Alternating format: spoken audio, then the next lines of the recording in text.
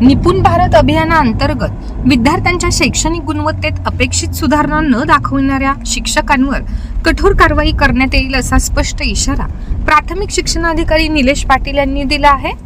अमळनेर येथील छत्रपती शिवाजी महाराज नाट्यगृहात आयोजित तालुकास्तरीय आढावा बैठकीत ते बोलत होते। या बैठकीत गट शिक्षणाधिकारी प्रमोद पाटील यांनी तालुक्यातील निपुण अभियानाच्या प्रगतीचा आढावा मांडला। निपुण अभियानात अमळनेर तालुक्यातील एकूण 133 शाळांपैकी सध्या 21 शाळा निपुण ठरल्या आहेत। डिसेंबर 2025 मधील चाचणीत विद्यार्थ्यांचे निपुणतेचे प्रमाण 23.47% इतके होते। त्यात वाढ होऊन मार्च 2026 मध्ये हे प्रमाण 37.24% पोहोचले आहे। दरम्यान प्रगतीत सुधारणा झाली असली तरी अपेक्षित उद्दिष्ट गाठण्यासाठी तालुक्यातील पर्यवेक्षक यंत्रणा, केंद्र प्रमुख, मुख्याध्यापक आणि शिक्षकांनी अधिक जबाबदारीने काम करावे असे निर्देश देण्यात आले आहेत।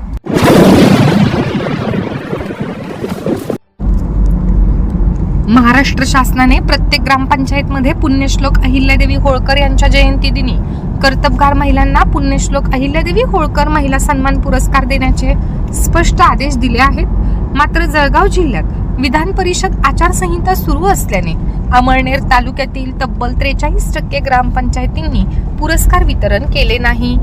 शासनाने 9 मे 2023 रोजी विशेष शासन निर्णय जारी केला होता।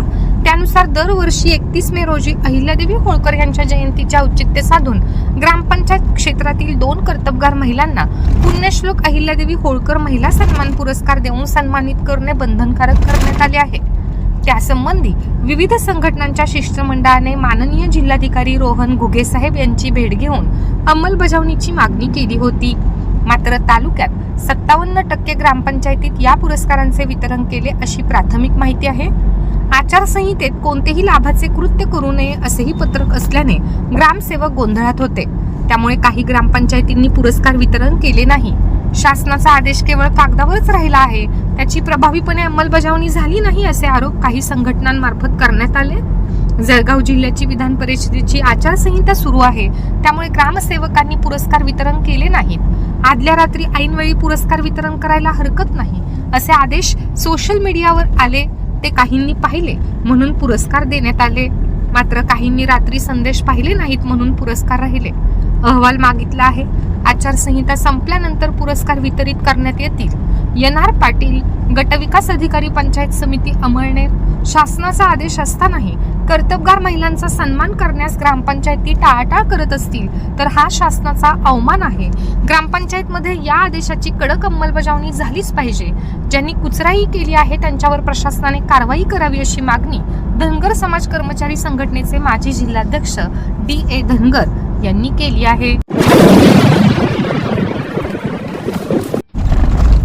अमळनेर शहरातील चोपडा रोडवरील अमरधाम स्मशानभूमीत अपुऱ्या सुविधांमुळे मृतदेहांची विटंबना होत असल्याची धक्कादायक बाब उघडकीस आल्यानंतर नगर परिषद प्रशासनाने तातडीने पावले उचलली असून पालिका प्रशासनाने अमरधाम परिसरात CCTV कॅमेरे बसवण्याचे काम हाती घेतले आहे।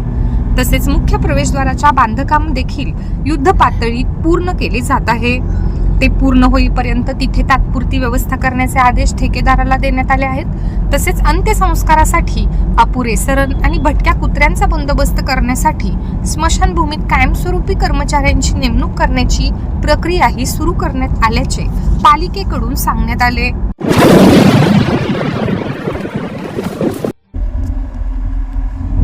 राष्ट्रवादी काँग्रेस पार्टीच्या 27व्या वर्धापन दिनानिमित्त अमळनेर येथील पक्ष कार्यालयात माजी मंत्री तथा आमदार अनिल भाईदास पाटील यांच्या मार्गदर्शनाखाली ध्वजारोहणाचा कार्यक्रम मोठ्या उत्साहात पार पडला। तालुकाध्यक्ष भागवत पाटील यांच्या हस्ते ध्वजारोहण करण्यात आले। यावेळी पक्ष कार्यालयासमोर सुंदर रांगोळी साकारण्यात आली।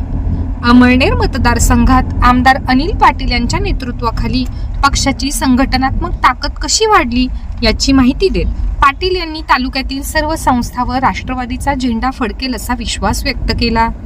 ज्येष्ठ नेत्या तिलोत्तमा पाटील, ग्रंथालय सेलच्या प्रदेश पदाधिकारी रीता बाविस्कर, लोकनियुक्त सरपंच श्रीमती राजश्री पाटील, महिला तालुकाध्यक्ष प्राध्यापिका मंदाकिनी भांबरे, विधानसभा क्षेत्र प्रमुख प्राध्यापक सुरेश पाटील, शहराध्यक्ष चेतन राजपूत यांच्यासह पक्षाचे पदाधिकारी व कार्यकर्ते उपस्थित होते। धुळे अमळनेर महामार्गावरील मंगरूळ गावाजवळ 9 जून रोजी सकाळी 7 वाजण्याच्या सुमारास कार, मोटरसायकल आणि बस यांच्यात भीषण तिहेरी अपघात झाला. या अपघातात 6 जणांचा मृत्यू झाला तर 2 जण गंभीर जखमी झाले.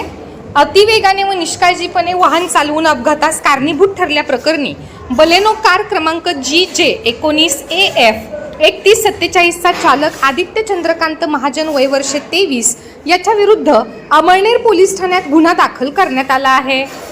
बस चालक DB सोनवणे यांनी या प्रकरणी फिर्याद दिली आहे.